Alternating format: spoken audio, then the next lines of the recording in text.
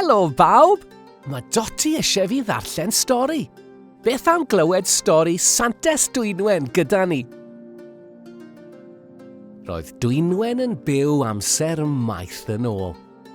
Roedd hi'n byw mewn castell. Roedd hi'n dywysoges brydferth iawn. Tad Dwynwen oedd y brenin Brychan Brycheiniog. Roedd Dwynwen mewn cariad gyda dyn o'r enw Meilon Dafodryll. Roedd y ddau yn caru ei gilydd yn fawr.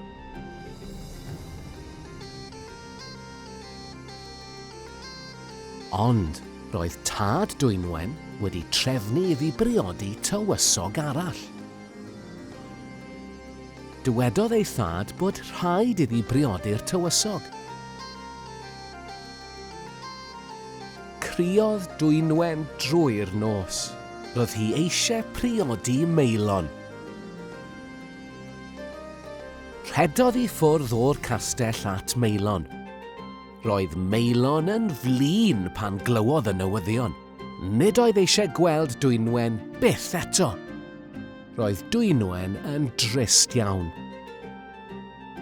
Rhedodd i'r goedwig.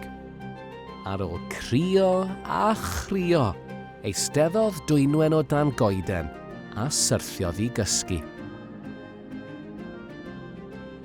Gwelodd angel yn ei breuddwyd. Roedd yr angel yn dal diod ym mhob llaw. Rhoddodd yr angel un ddiod i Meilon ac fe drodd yn dalp o ia. Dyma ei gosb am fod yn gas. Rhoddodd yr angel y ddiod arall i Dwynwen a chafodd 3 dymuniad. Yn gyntaf, dymunodd Dwynwen i'r angel ddadmer Meilon. Yn ail, dymunodd bod cariadon Cymru i gyd yn hapus am amser hir. Ei dymuniad olaf oedd gwneud yn siŵr na fydde hi byth eisiau priodi.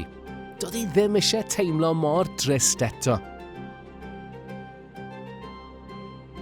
Daeth y 3 dymuniad yn wir, a phenderfynodd Dwynwen ei bod hi eisiau bod yn lleian. Roedd hi'n garedig ac yn helpu pobl am weddill ei bywyd. Mae pobl yn dathlu diwrnod Santes Dwynwen ar Ionawr y 15 gan ei bod hi wedi edrych ar ôl holl gariadon Cymru. Mae Dotty yn hoffi diwrnod Santes Dwynwen. Diwrnod hyfryd i gofio am bawb rydyn ni'n ei caru. Pa stori fydd nesaf ar sianel Dewin a Dotty? Der nôl i weld cyn hir. Hwyl fawr!